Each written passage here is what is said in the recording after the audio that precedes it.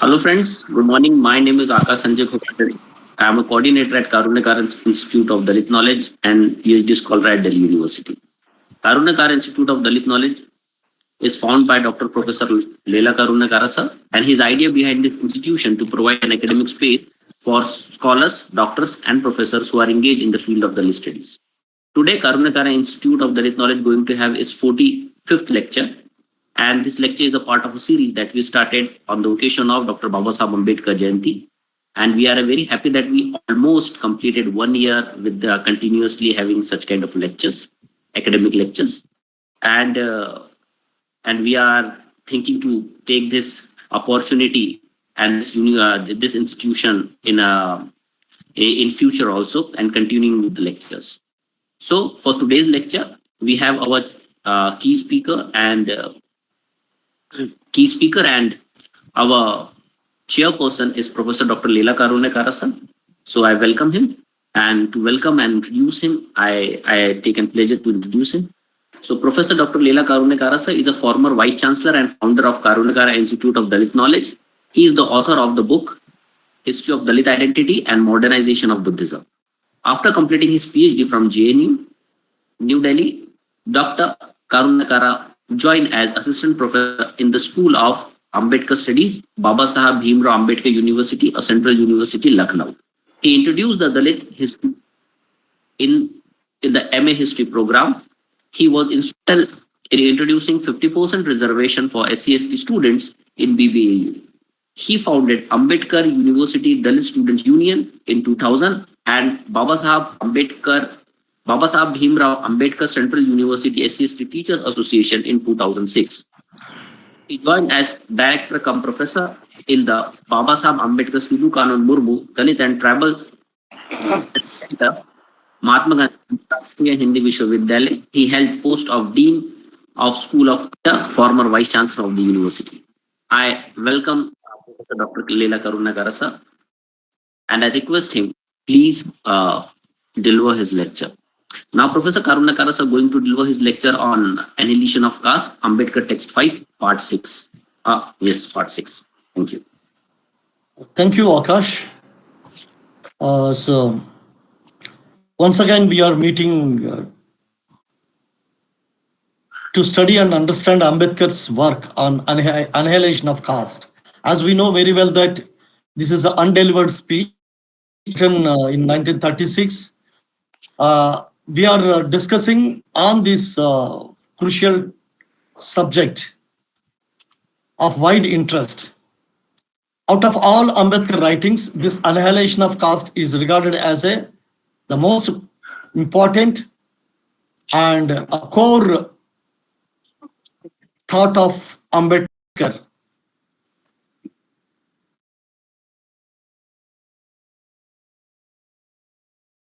For annihilation of caste.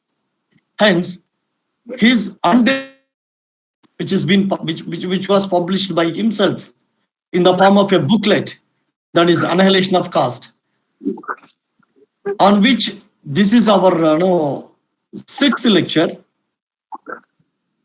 and today we are dealing the fifth section, section 5 of the booklet Annihilation of Caste, written by Babasaheb Bhimrao Ambedkar. The fifth section 5. This lecture, of course, is a part 6. Part 6 of this lecture, we are going to deal with Ambedkar's section 5 of the Ambedkar's book, Annihilation of Caste.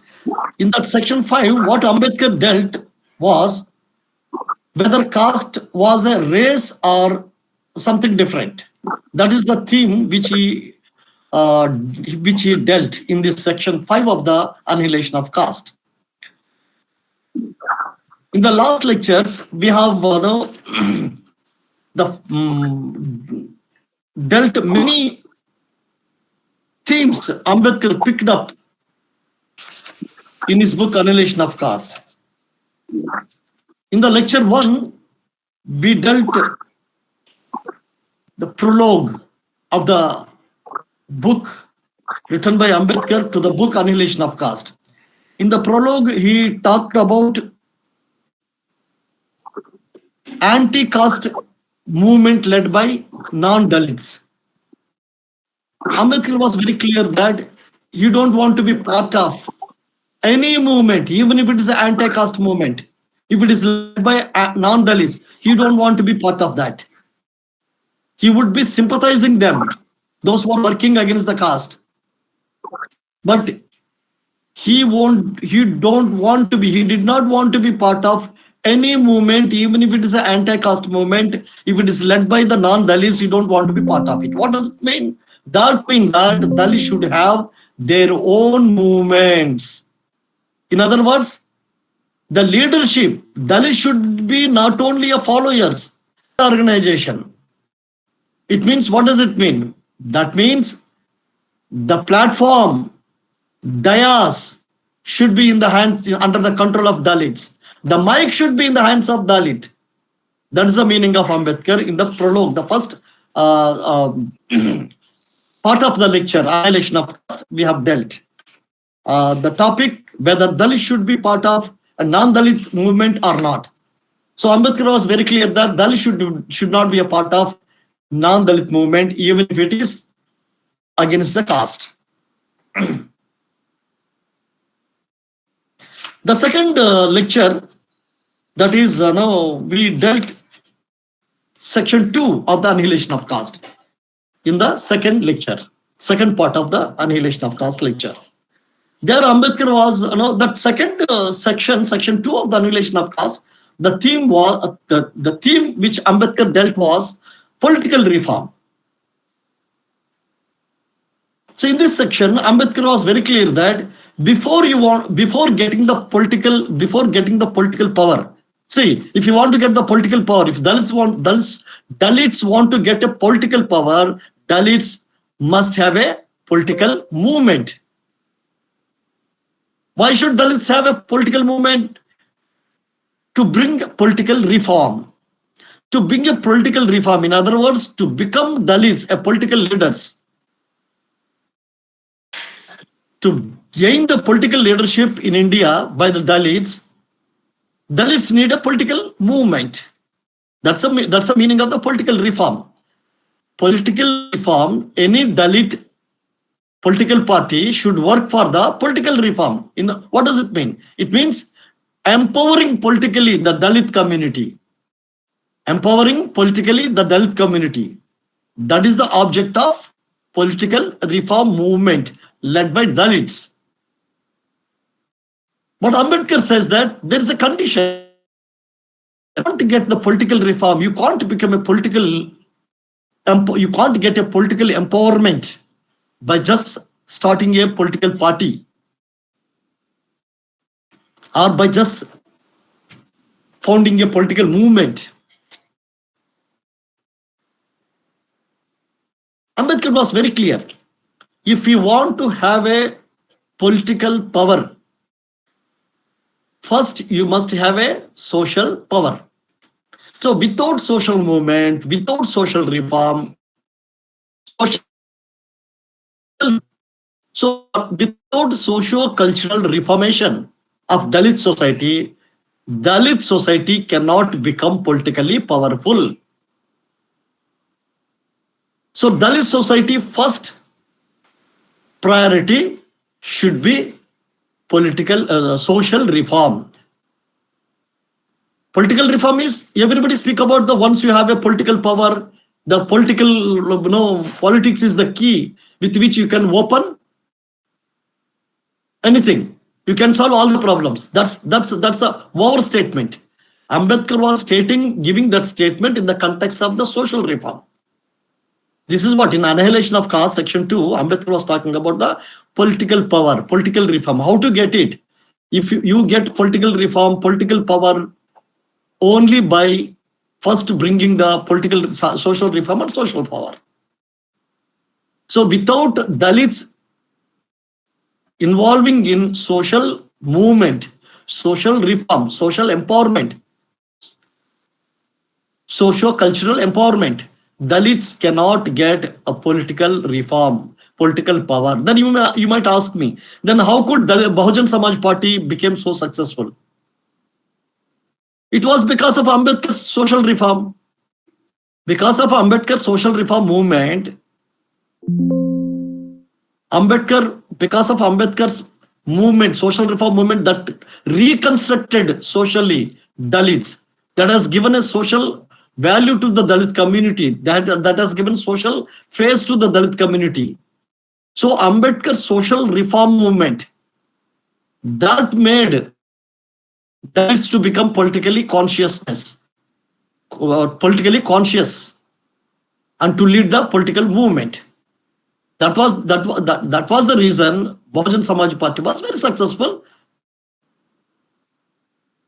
But today, why Bahujan Samaj Party was not successful? Because history is not a one-time effort.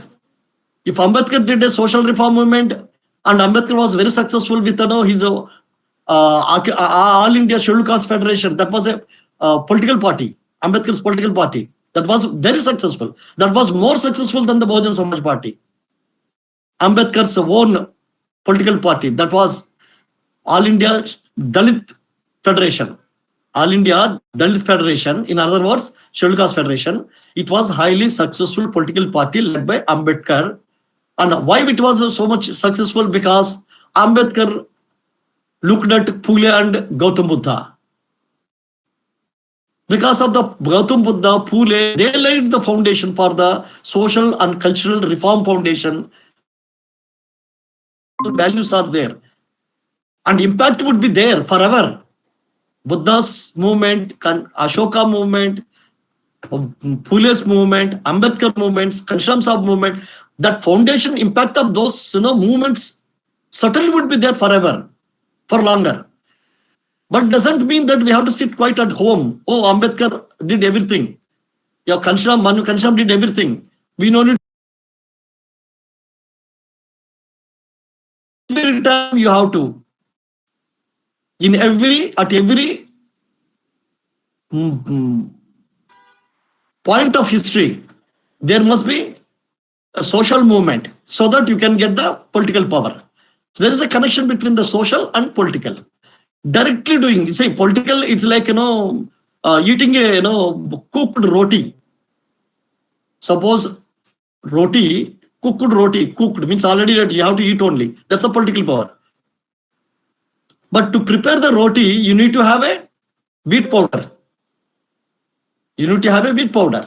So wheat powder is the social power. Without having a wheat powder, you can't make a roti. Means bread. So for baking the bread, you need to have a bread powder. The powder that makes the bread. So political power is end product. Social power is process. So if anybody thinking, any Ambedkarite is thinking, without social movement, we will be successful by doing only politics, they are misunderstanding Ambedkar. So in the section 3, which theme Ambedkar picked up in section 3 of the Annihilation of Caste book? He talked about socialist, economic power. Economic power.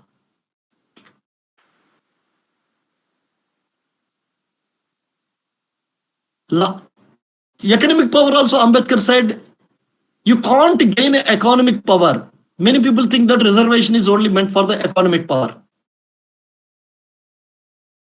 Not the economic power. Of course, because of reservations, you will get the opportunities. Because of the opportunities, you will get government jobs, government benefits. By that, you will get the economic empowerment, also social empowerment. But reservations are not meant for the academic empowerment. Reservation is not a poverty alleviation program. Reservation not meant to make you rich. It doesn't, the aim of reservations not to bring out of the poverty. Coming out of the poverty is a consequence. That is end result. That's an effect of the reservations. but reservations are basically meant for representation. So Ambedkar says that this economic power means share in the assets of the nation. Land is the biggest asset of the nation. So how much land Dalits have? Recently, Telangana government released the caste census. 2024, I think, yeah. Telangana government started it's not a central government census. Telangana government, led by Congress party, Mr. Revant Reddy is the chief minister right now. He started caste census within the Telangana. That caste census details have been released just a few days back in Hyderabad.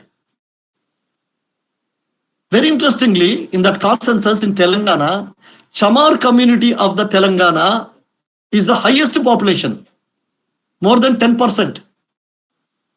Highest population among all, not among scheduled caste only, among all. It is more than the backward caste. Generally, we believe that backward castes are more in number in all over India. That's true. Because backward caste includes, means OBC, backward or other backwards is synonymously we use it. So this OBC or backward caste, it's a combination of many castes, majority of castes, Shudras. Because of that reason, in India, backward castes are the category is the it consists the highest number, larger number of the Indian population. But very interestingly, in Telangana, till few days, everybody thought in Telangana also backward castes are that category has more in number. Yes, as a category, backward caste is more in number in Telangana also. But when you identify based on caste, when you divide the category into castes, each category has many castes. Scheduled castes, number of castes are there.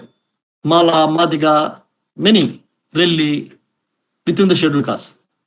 Scheduled tribes, we have Yanadi, Yerukula, Lambada, Banjara, many. These are scheduled castes we have. Scheduled tribes, these are scheduled tribes. Backward castes we have Kurma, Golla, Yadava. I think Kurma, Golla, Yadava, same synonym of the same caste. There are many. Gauda, among the backward castes. In the Telangana, I'm talking. Mudiraja. So within the backward caste, Mudiraja caste is the highest number in terms of population. So category wise, yes, backward castes are the highest number. But when you take the caste wise, forget about the scheduled caste, scheduled tribe, backward caste or EWS, mean general caste. Go for the caste wise. There are 35 castes. They have combined they grouped all the time. So these are the 35 castes. So caste-wise population, Madiga, the Chamar community, Chamars in Telangana called Madiga. That is the highest population. So tomorrow also when Indian government of India is conducting caste census, in that caste census, if you keep for time being that categories, scheduled caste, scheduled tribe, general, and backward caste, this categories we keep aside. Go to the pure caste identities. Then we can find that which caste is the highest number. So in Telangana, very, very interestingly, Chamar caste is that is called Madiga, is the highest number in Telangana. Once that is out, just look at how much political implication it could make. Why I'm talking this? When Ambedkar was talking about the economic power, he was talking about the representation in the national assets. The biggest national asset is land. How much land is in the hands of the Dalits?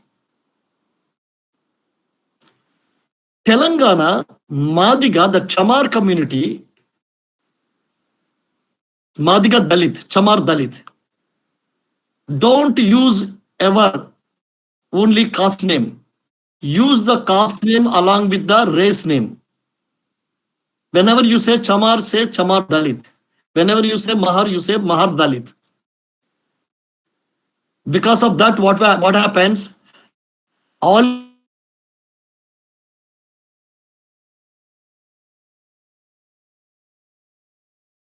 if you are Mahar, you will be restricted only to the Maharashtra. If you are Mala, Madiga, if you are Mala, you will be restricted only to the Andhra Pradesh. In Andhra Pradesh, Malas are more in number. If you are Madiga, you will be restricted only to the Telangana. Madigas are more in number in Telangana. You need to use your racial identity along with the caste. So that what happen? Dalit identity will make you nationalize, not only nationalize, internationalize.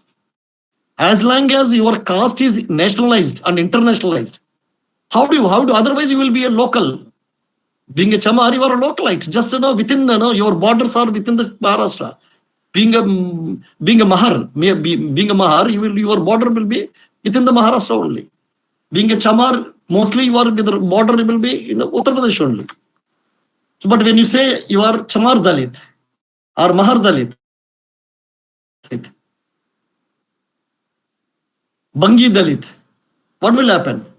You are nationalizing your identity. You will become Dalit. Dalit means Dalit identity there from Kashmir to Kanyakumari, from Gujarat to Assam. So all over India, your presence is there.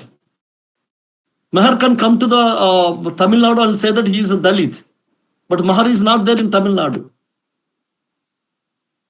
But Tamil Nadu should the Dalit caste, Paraya, Pallan, Paraya Dalit, Pallan Dalit, then these people will be associated with the Mahars and Chamars of the North India. So all of them become into one community. So Dalit identity, like Adivasi community. Adivasi also, I suggest to Adivasi people, instead of saying that Gond, tell that Gond Adivasi. Instead of saying Santal, say that Santal Adivasi. What happened? You will be at national level. Your presence will be at national level. Because everything should be at national level. One identity. One nation, one social identity. Then we should be a Indian Dalit. One nation is India. One social identity is a Dalit. One social identity is a Adivasi. One social identity is a Shudra. Bhojan. The backward castes are the Bhojan. Manvar Kanshram's that theory, Bhojan, within that,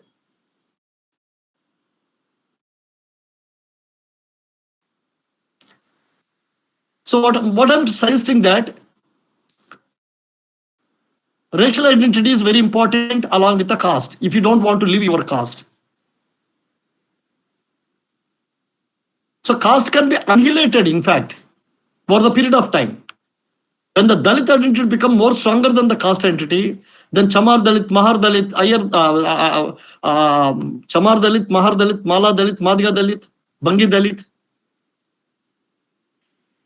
Paraya Dalit, Pallan Dalit, all the Dalits will become, all the caste will be annihilated and the Dalit will become ultimately into one single identity. Same is the case with the Adivasi. Same is the case with the backward caste Shudra.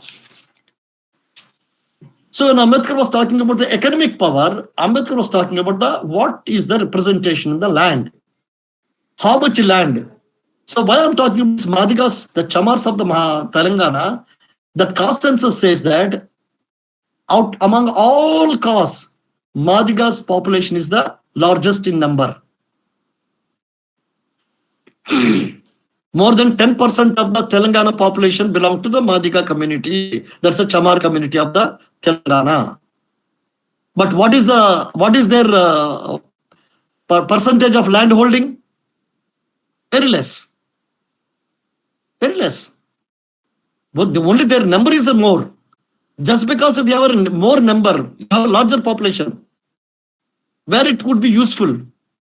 The biggest use of, the most important use of larger number of population is, in other words, political power. What does it mean? Madigas, the Chamars of the Telangana is the largest population. It means politically, Madiga should be more powerful because Madiga voters are, Chamar voters are more in number. But in reality, what happened? Even in that area also, politically also, they are not powerful. Land they don't have, economic power,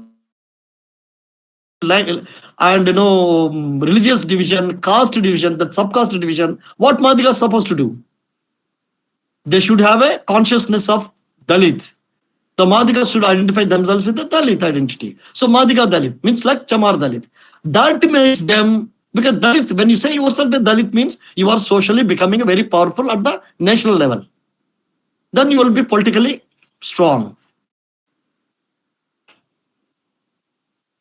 That's what Ambedkar wants to say. Social reform, social consciousness. What is the national consciousness? At national level, Dalit consciousness is that at national level.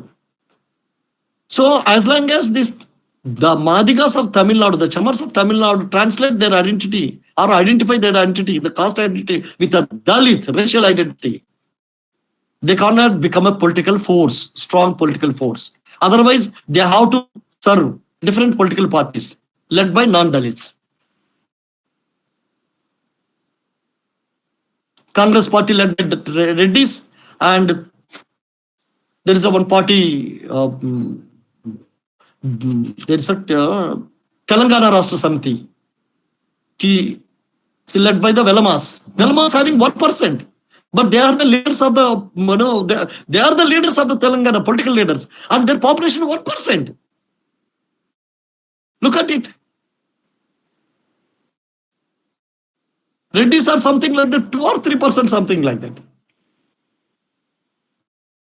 Madigas are 10% and nowhere. They are serving the political interests of others. Why? Because there is no social reform. There is no social consciousness of Dalitness. Just one sec. Yes. So Ambedkar says that economic reform also. That's why I am referring to this caste census a few days back released by Telangana government. Dalits here being the largest population, if you include Madigas and Malas together, they are going to 12%, more than 12% as a Dalit. And some other Dalit communities also. It's almost 15%. They can decide the direction of Telangana politics. Even then, they are nowhere politically. Why? There Ambedkar comes. It's because of there is no social reform movement. Socially, you have to have a consciousness, social consciousness, cultural consciousness that we are Dalits. Though you are divided into different subcastes, though you are divided into different religions, what matters is and economic power. The most important is your social power. And social power, if you want, it has to be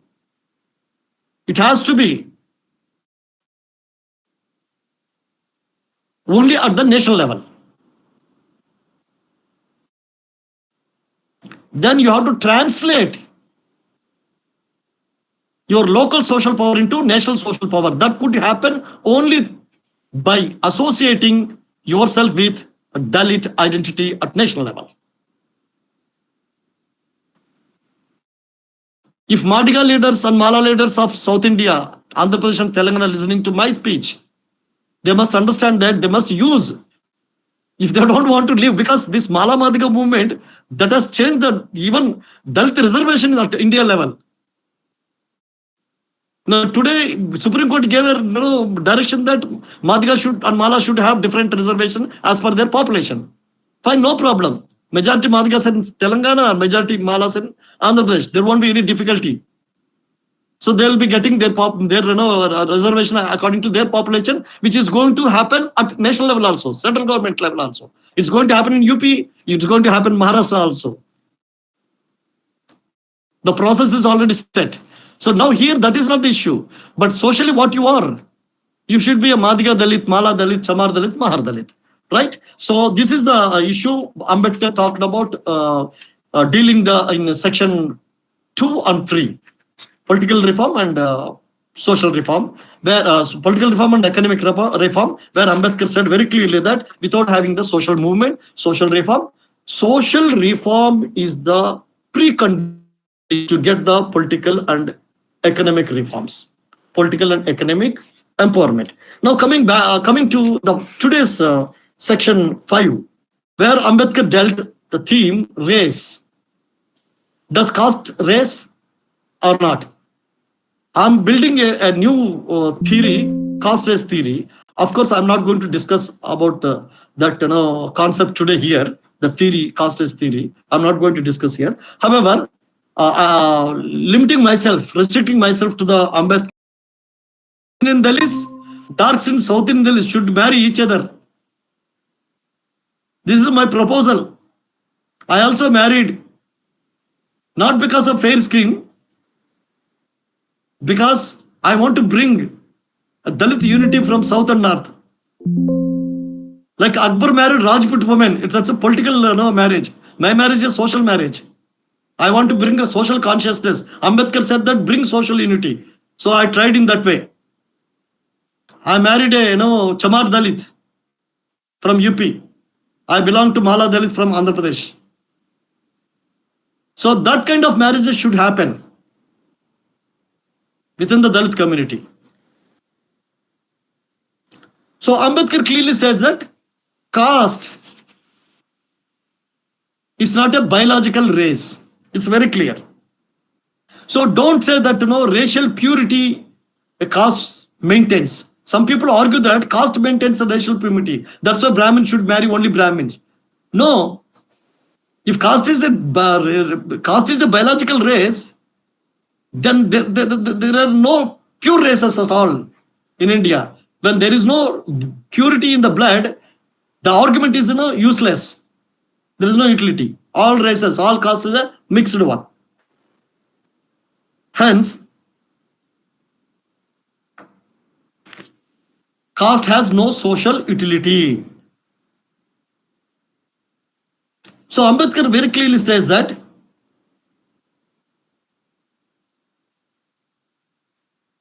caste is a social system which embodies the arrogance and selfishness of a perverse section of the Hindus who were superior enough in social status to set it in fashion and who had authority to force it on other inferiors. So Ambedkar was very clear that caste as a social status it works.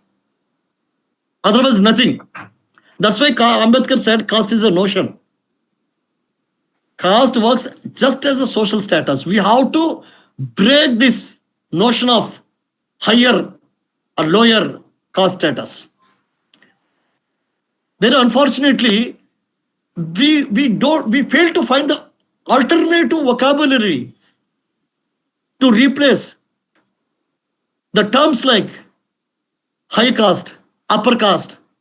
As long as we use the vocabulary upper caste, high caste, low caste, then we always remain to be lower, and we always unconsciously we are accepting that somebody else is a higher upper to us. We should not speak. We should find alternative meanings, alternative identities. There are certain identities which are neutral, value neutral. There are certain identities that are based on facts. If we think that they are higher, instead of calling them higher, upper, high caste or upper caste, that's a fact. That's why you're using. But we have to work against their upperness. We have to work against their highness. For that, what we have to do? We should not use such a vocabulary. Then what we have to do? We have to go for another fact. What is the other side of the fact? Other side of the fact is that they are the oppressors. So we have to that oppressor caste, you could say. Oppressor caste means they are the oppressors. That's another fact. When you say upper caste, you are telling he is upper, but you are not telling that he is oppressor. So instead of saying that upper caste, you say oppressor caste. Don't say higher caste. Say oppressor caste. That's another side. Or if you want to go to a neutral, because to appease your Brahmin friends, your Kshatriya friends, your Maratha friends, your Rajput friends, there are value neutral terminology. That general caste. People say general caste. This general caste is they themselves using. This oppressor caste people, Rajputs, Marathas, Brahmins, they themselves are coined this word general caste they're using. Nowadays in social media you find everywhere claiming themselves as a general caste. That also you'll be happy. Why? Because in the train we know general coach. In the train we'll become the general coach people. But in the society train, they are the general caste. So let them have a general caste. That's a value neutral.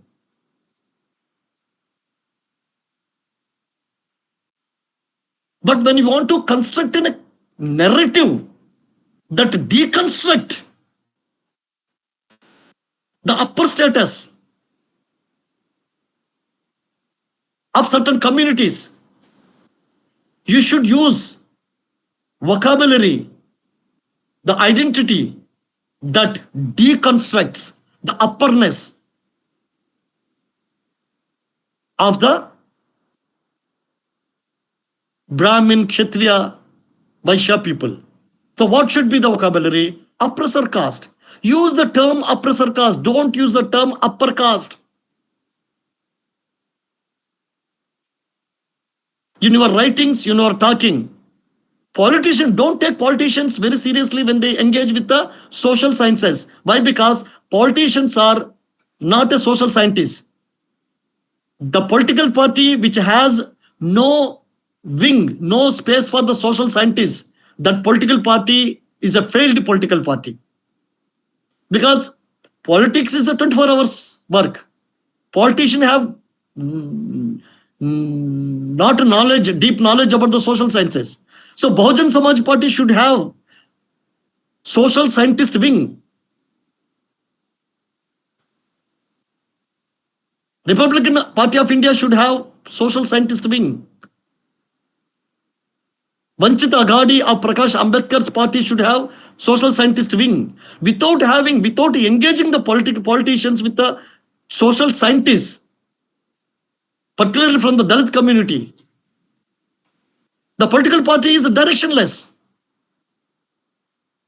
They only react. They can't fix the agenda. They only react to the other people's agenda.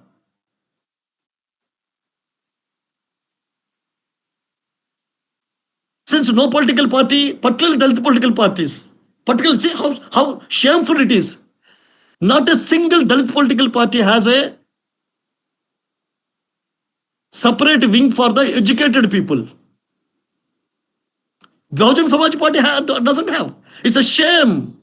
A party which has, which is based on the Ambedkar, Pule, Manivar Kanshiram's. At least Manivar Kanshiram time, I met Manivar Kanshiram many times in JNU. He used to read Gail Mohammed books. He used to read Elimir Jaliyat books. Because he used to interact with the social scientists, Manivar Kanshiram.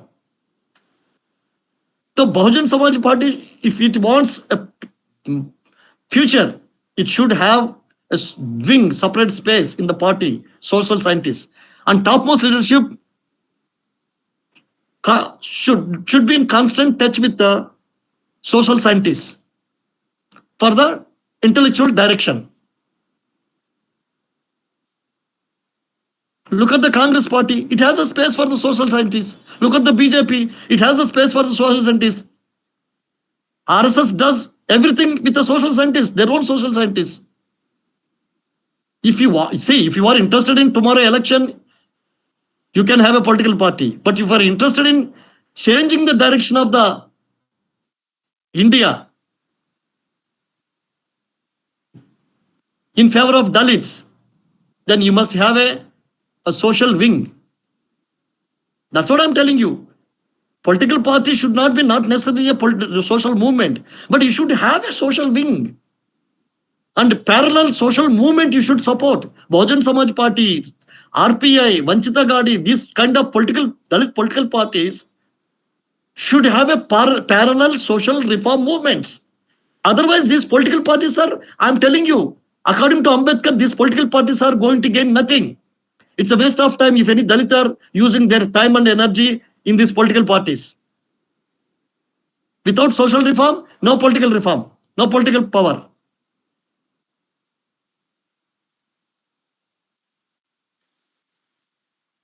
So we have to teach political leaders, we have to teach. Don't use the word upper caste. Mostly, Behan Mayawati, with due respects to Behan Mayawati, she's really created a history as far as Dalit history is concerned. No doubt, she has her own great place in the history. But with having said this, very unfortunately, Behan Mayawati also used the term upper caste. It's a wrong terminology. You have to deconstruct to reconstruct. So deconstruct how? You have to use a right terminology. The correct right terminology is oppressor caste. Oppressor caste. So in India, there are oppressor caste, there are oppressed caste. Don't say lower caste. Lower caste means you are accepting permanent lower status. Don't use the terms upper caste and lower caste. Use the terms oppressor caste, oppressed caste. Use the term oppressor caste, oppressed caste in your papers, in your book, in your conversations. Use the terminology oppressor caste, oppressed caste. We are oppressed. Tomorrow we may come out of the oppressedness. But when you say low caste, means you are branding yourself permanently a low. Because when you say low to you, you have to say other people as a high or upper. Like in a train you have upper berth, lower berth. It's a permanent, fixed. So don't use the terms upper caste, lower caste. Use the term oppressor caste and oppressed caste. This is the one. This should be your intellectual language. This should be your a language in your scholarship. If you want to appease,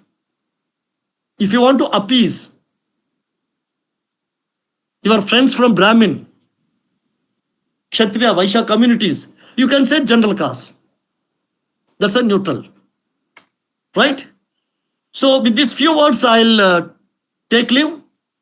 Thank you very much. Jai Bhim, Jai Bharat.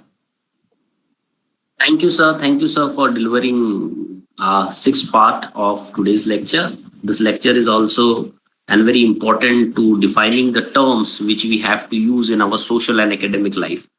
So now we are going to move toward the question answer session. Those who want to ask a question, please go ahead and ask the questions.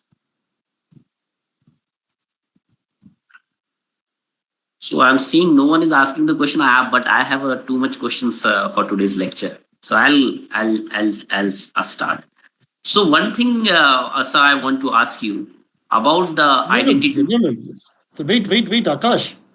There may be many new people joined this today. I could see many new faces. So let them think over if they want, or they might have had a proper understanding. They got a very clear understanding about what I said. That's why they don't have any questions to ask. Anyhow, if you want to, I have one question. Yeah, see, I said no. Yeah, there is someone is asking question. No, Anybody wants to ask question, please open your videos, because when it is viewed later on, it should not look like without video.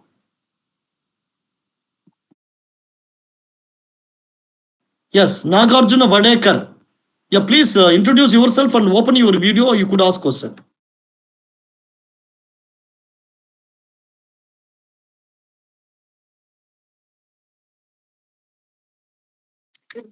Hello, Nagarjun sir. Please go ahead. Please ask your question.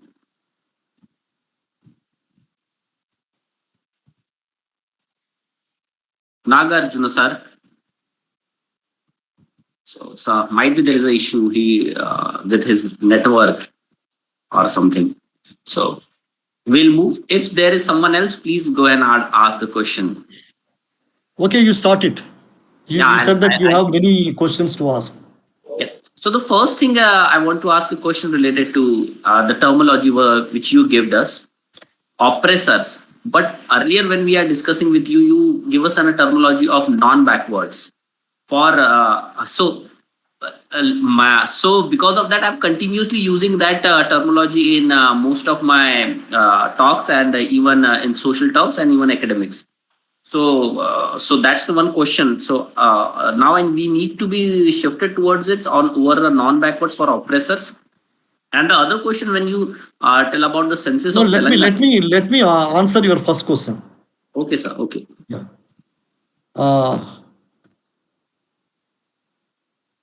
Yeah. You you want to say that I suggested non-backward earlier, right? The right now I am suggesting the oppressor. See, non-backward is a value neutral identity, like a general caste. General caste terminology adopted and mostly used by Brahmin, Rajput, Marathas, means this no the so-called self-claimed upper caste.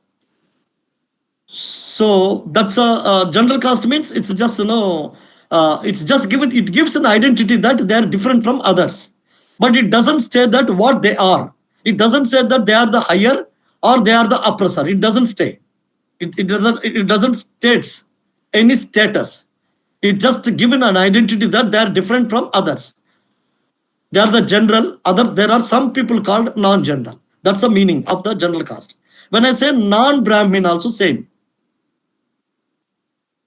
Non-Brahmin also value neutral. It just states that somebody is a non-Brahmin, some others are the Brahmin. Non-Brahmin or non-backward? What is it?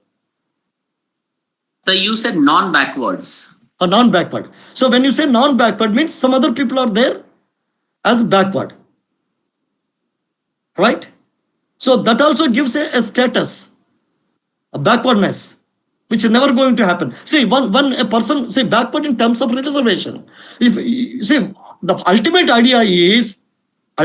idea of anti-caste movement is to come out of the traditionally given status, social status of upper or lower, higher or lower. So when it's going to happen, when you build a narrative based on the present position and economic occupation, then what is the final solution? What we would be having? Ultimately, what we want to have. Here, when you say non-backward, it's a value neutral. Instead of what I'm suggesting that oppressor oppressed, it suggests it states clearly that there are some people who are oppressing and there are some people who are being oppressed. It's not the matter of ancient history, ancient period. It is happening even today. That's the meaning when you employ these two terminologies, oppressor and oppressed. So it's up to you. You want to have a value neutral terminology, or you want to state the clearly what happening, the present status. But what you want to gain, what you want to become out of this oppression, once you come out of this oppression, what are you? That also terminology we have to employ. That there I talked about the greatness of the Dalit identity. Anyhow, I have given an answer to your question, Mr. Akash. Sorry to add on, but actually that on that lecture you was talking about the constitutional identity. So we people means SC, ST, OBCs are from the constitutional identity from a backward classes, and the people who are not basically they are from backward. We are a backward, so we can refer them as a non-backwards. So that is the thing, and that also right now you are saying that that's a value neutral, and but when we go for a positive identity in the same sense when we call them as an oppressor, so there is another sense of understanding is coming toward whoever listens. So there might be someone who's getting oppressed, and those oppressed are we are talking about ourselves. So we are telling ourselves as an oppressed. So how can we deal with this negative identity coming again on when we are using them as an Yes, oppressor? yes. Akash, you are confusing with no, my context of my lecture. You are no, see, that lecture which I was talking was about constitutional morality, constitutional culture. There, what I was talking. See, the biggest benefit we get out of the Constitution of India is that reservations. Reservation, as far as, see, fundamental rights are with everyone. Even Brahmin has the same fundamental rights, and Dalits also have the same fundamental rights. What is extra we have is the reservation for the sake of the representation. So in that context, I talked that backward caste and non-backward caste. So when the context changes here the context is that when you use the terminology like upper caste and lower caste, that benefits the oppressor, that gives a happiness and pride to the oppressor. Suppose you are saying that a Brahmin is a upper caste. Brahmin feel very pride of being the upper caste. And when you are saying that yourself is a lower caste, and you always have that psychological impact over your personality, and you how do you convince your own children, the next generation, who are the young minds, that they are the lower caste forever? No, that should not be. When you say oppressor and oppressed, you can understand that who is oppressing you. That is a practicality. But when you want to come out of the oppressor, so what are you? A great Dalit, pure Dalit.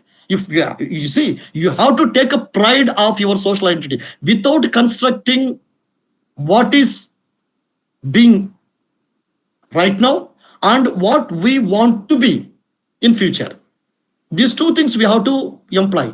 The basic thing in social sciences is that no construction of a narrative, construction of a perspective.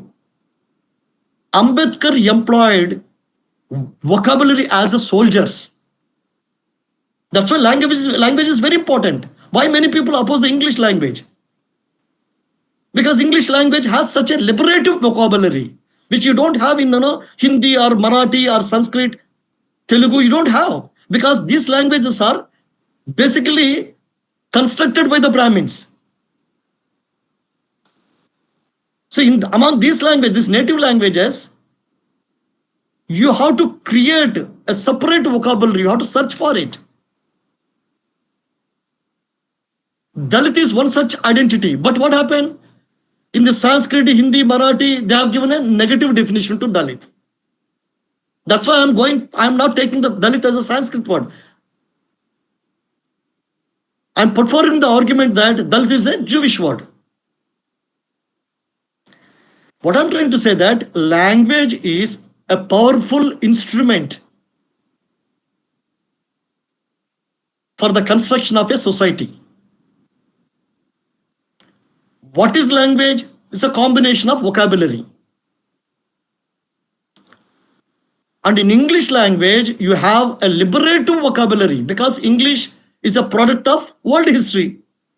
There have been many number of movements in the world history that worked for the liberating people from feudalism, slavery. So liberative identities are there. So when you use the English language, if you want to construct a liberative narrative, first you have to deconstruct what is there in the what is already there in the existing narrative. In the existing narrative, what is there? Upper caste, lower caste. Upper caste, lower caste, how to deconstruct it? Oppressor and oppressed. Then what you have to tell your children, your youth? We are oppressor. And who is oppressed? Oh, who is oppressing you? The oppressor is there. Fine. After coming out of the oppressedness, what we should be? Why we are fighting against these oppressors? To come out of the oppressedness. Once you come out of the oppressedness, what you want to be? I want to attain a Dalit status. This Dalit status is socio-economic, political, cultural, all together Dalit status. For that you have to give not a Sanskrit definition, again Brahminical. Brahminical definition should not give, not a Hindi definition or Marathi definition, because all these languages are constructed by the or products of the Brahmin linguistic history. So we have to have international language. That's why Ambedkar employed only English language, all his volumes. Now you got? Akash, Yeah. don't confuse with the two contexts. Two Yeah. contexts are different. Can I go for my second question or not? No, ask somebody else. He's ready. Yeah. Okay. Dr. Sudhir is there. Yeah. Yes, sir. Sudhir sir is there. Yeah. Mr. Nagarjun is ready. Yeah, I was saying thank you very much for May giving this. I know your introduction, please? Yeah, I am Nagarjun Wadekar. I'm from Maharashtra, Nashik. I'm associate professor in Open University, Maharashtra Open University. So thank you very much for giving these terms as oppressed and oppressor, and backward and non-backward. I think this will be very useful in our further communications discourse. But in Maharashtra, there were some people who went to government and argued that this term Dalit also should not be used in public discourse. And government brought out a resolution stating that Dalit word is derogatory, so it should not be used. So now I got the context that when you said when it is derived, when we use the Sanskrit word or the word that is derived from Sanskrit, that gives negative connotations. But how to assert the positive identity of this term Dalit? Yeah, Professor Nagarjuna Wadekar. It's my pleasure to have you here in this interaction. Thank you. You were referring to a case related to Dalit. If you recall, the case is filed in the Nagpur bench of the Mumbai High Court. So it happened in the Nagpur High Court bench.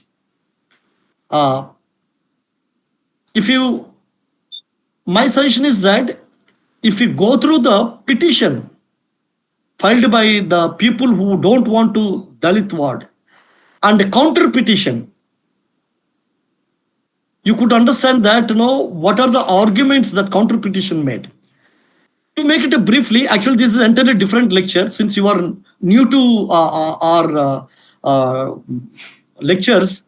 The person who filed a counter petition against the petition that meant for the scrapping the Dalit word, that person is me. I am a Professor Karunyakara. I am the part of that case. Okay. I argued personally without taking any help of the without employing any lawyer. I myself stood in front of the judge, argued for this. But very unfortunately, in a closed door interaction, honorable judge gave that passed that order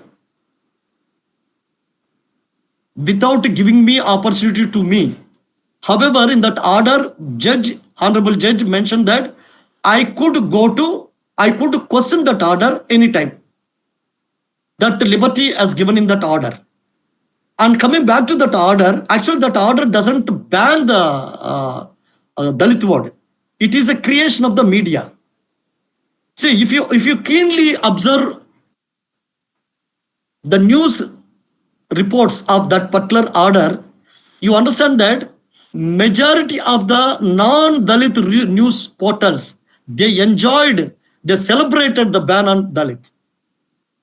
See, some Dalit guy going to the High Court is not a big thing. There are many people who are ready to work for anyone. There are many people, many Dalits, not only Dalits, in every community, there are many people, they will work, they will take up the agenda of anyone for different reasons. So I don't know why this guy, the guy who went to that court, belonged to Amravati, not much educated. Some, I think,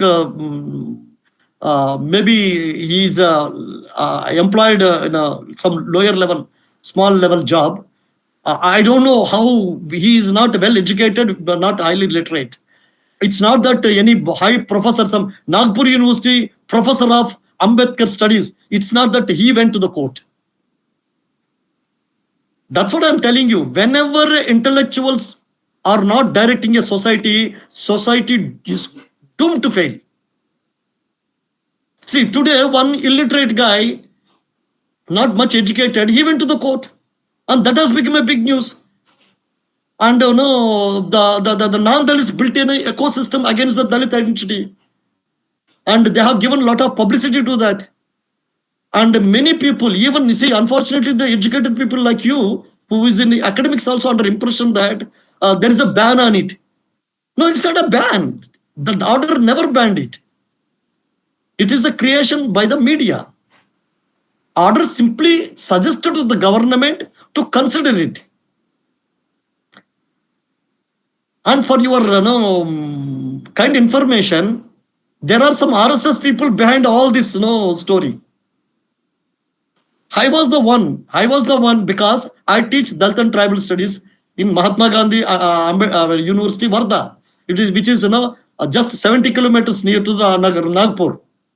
So when I get to know about this issue, immediately I myself prepared the counter affidavit. I went to the judge, and the people, they're shocked because that petition, who is the other party, opposite party of the petition filed against the Dalit word. Opposite party is the government of Maharashtra and government of India. Why should government of India, government of Maharashtra bother about whether Dalit want to call themselves Dalit or not? It doesn't matter. So case is very weak. So very easily they will get the order from the court stating that Dalit should not be there. But I intervened. I became a party. Then the problem cropped up. And you know how it happens in the courts. All kinds of, that everybody knows. I don't need to tell on the record. So suddenly one fine day, without me, the order has passed. But I'm really thankful to the honorable judge. In that order, it's clearly mentioned that the intervener could go against the order anytime. But I didn't go. Why I didn't go? Because that order itself is not banned. So I achieved. In fact, I won the case in other way. So I didn't go. That's why today Dalit word is used. If really there is a ban by the High Court, those who are using the Dalit word, they would have gone to the jail. It's not a ban. It's not a ban. And they are never going to ban it. Because they can't ban it. Why? Because Dalit is not a term mentioned in the Constitution. Some people say that no, Dalit not mentioned by Ambedkar in the Constitution. That's why we should not use. Only scheduled caste is mentioned in the Constitution. My dear friends, scheduled caste also not mentioned by Ambedkar. It was coined by the British people in 1935 Act. Scheduled caste is not the Ambedkar word. It was a British people word. When they prepared the schedule caste is nothing but it's a value neutral. Some schedule is there. Whatever the caste is there, that's called scheduled caste. And I want to tell the people, Mahars and Chamars, if they want to claim scheduled caste, that is only meant for the reservations. If you are not using the reservation, you are not a scheduled caste, even though your caste is there. For example, me, I studied in JNU without using the scheduled caste certificate. So am I scheduled caste or not? I'm not scheduled caste. Open category. In the open category, I got a seat in JNU for my MPhil and PhD. So that at that particular point, JNU administration treated me as a non-scheduled caste. Then only they give me. We become a scheduled caste only when you utilize the reservation benefits. Any benefit given by the government for the scheduled caste, if you use it, then at that particular point, scheduled caste is not a forever, from morning to evening, you can't be a scheduled caste. Whenever you use the benefit, then only you are scheduled caste. Morning 10 o'clock, you use the benefit, you are scheduled caste. And evening 6 o'clock, you are not using the benefit, you are not a scheduled caste. So same day you can be scheduled caste, you can't be a scheduled caste, you can't be non-scheduled caste. Whenever you are using, then only you are a scheduled caste. So I can be scheduled caste, I cannot be a scheduled caste also. Just because having a scheduled caste certificate, you can't be scheduled caste. You have to use it. Try to understand. You are having a 1 crore rupee. What is the use of it if you don't use it? You have to use it, that 1 crore rupee. Invest in the stocks, invest in the FD. Somewhere you have to keep it. You are just putting it in the suitcase. For 10 years, your 1 crore. That is not a new use. It's a diminishing value. 1 crore will become 10,000 rupees after 10 years. You are just keeping in the suitcase. Same with scheduled caste certificate also. Just having a scheduled caste certificate, keeping in the pocket, roaming around for 10 years. No use. No use at all. You have to use it. So whenever you are using, whenever that 1 crore rupees you are using, you are a rich man. But you are having 1 crore rupees, you are traveling in the train by general coach, then you are not a rich man. You are using that 1 crore rupees, you are traveling by flight in the business class, then you are a rich man. The question is that whenever you use that 1 crore, then only you are rich man. The same way, whenever you use that scheduled caste certificate, then only you are scheduled caste. You are having 1 crore rupees, but you are traveling by bus or general compartment the train, then you are not a rich man. Same way, whenever you are not using the scheduled caste certificate, you are not a scheduled caste. Then who are you? There comes the social identity, Dalit. Some people say I'm a Buddhist. Buddhist is a religion. Buddhist is not a social identity, it's a religious identity. Then who are you socially? No answer. Some people say I'm a Bahujan. Bahujan is a political identity. Who are you socially? No answer. So Dalit is the only answer. Right? So the subsequent question is like how to assert the positive identity of Dalit term. I have a book. I have written a book, History of Dalit Identity. You may kindly contact Akash Kobragade. He's there. So he would guide you about that book. If you read that book, you could understand, some understanding will make. And I'm working on, preparing constructing a new theory with regard to all this confusion, to throw away all this confusion. So hopefully once that theory I will propose, we could have better understanding. For time being, I suggest you to buy that book, History of Dalit Identity. Okay. Yeah, next. Yeah. So, yes, sir. Yeah, I'll send you my number first. So, is there anyone else who want to ask a question? Please go ahead.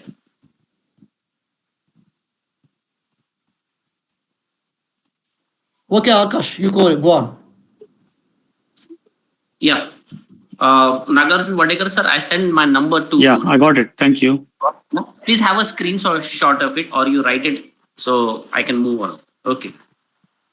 So. Yeah, got it. Yeah, thank you. So we are on the last part of our. We are on the last part of our lecture. Now this is a part of an official vote of thanks. So I really thank Dr. Professor Karunyakara sir for giving us a very wonderful lecture on Annihilation of Caste, Ambedkar Text 5, Part 6. And this part is dedicated to the to the race and what Dr. Ambedkar is thinking about the caste. Is it a race or something else? So I really thank Professor Dr. Leela Karunyakara, sir. I also thank Akash, you said that Akash, you said that you have one question.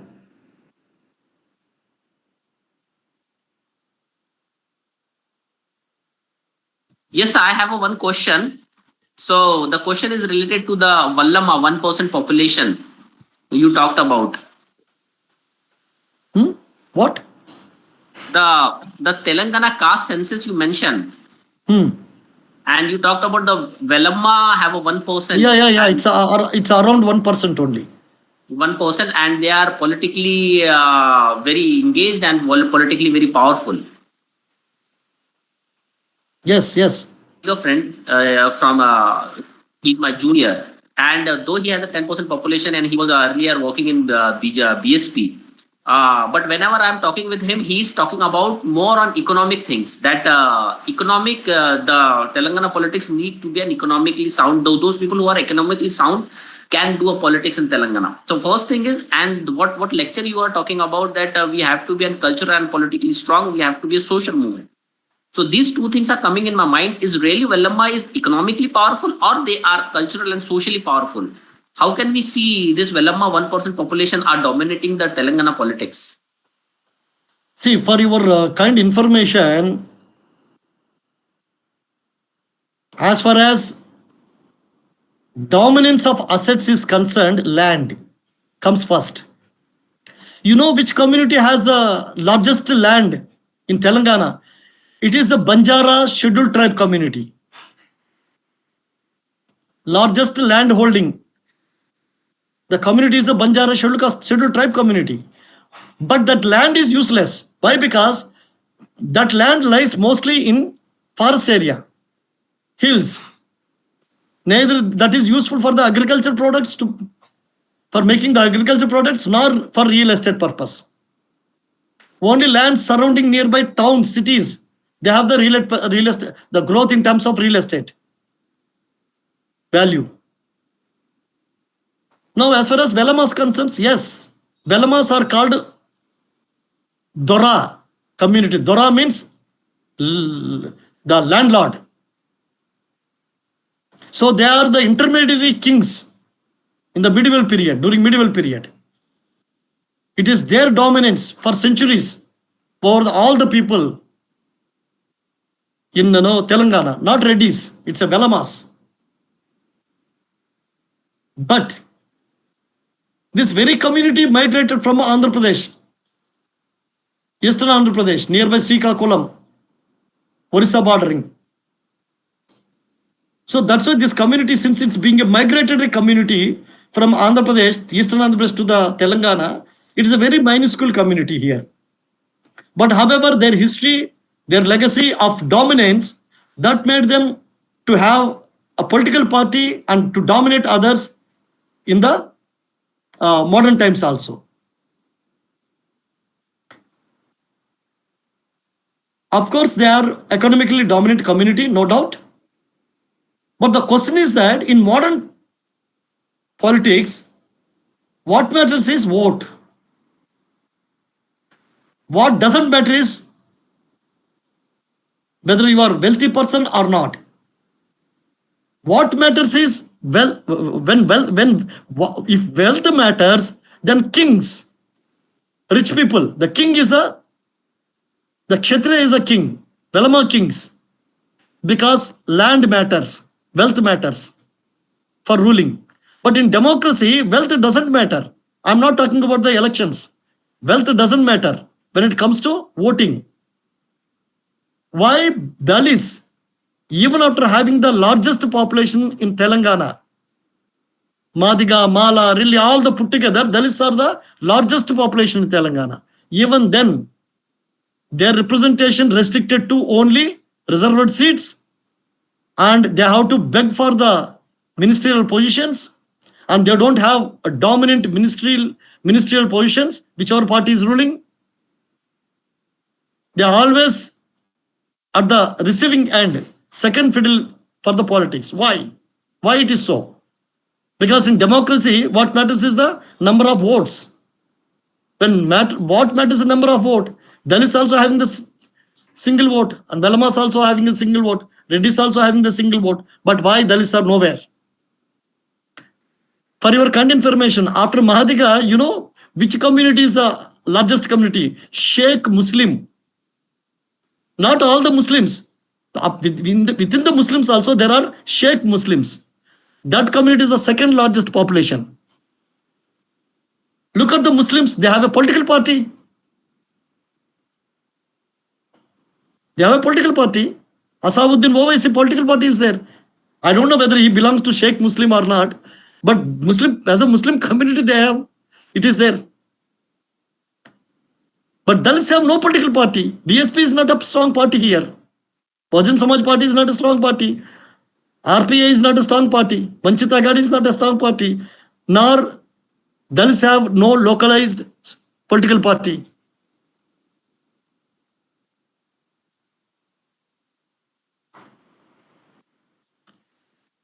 Bhattu Vikramarka is a Dalit.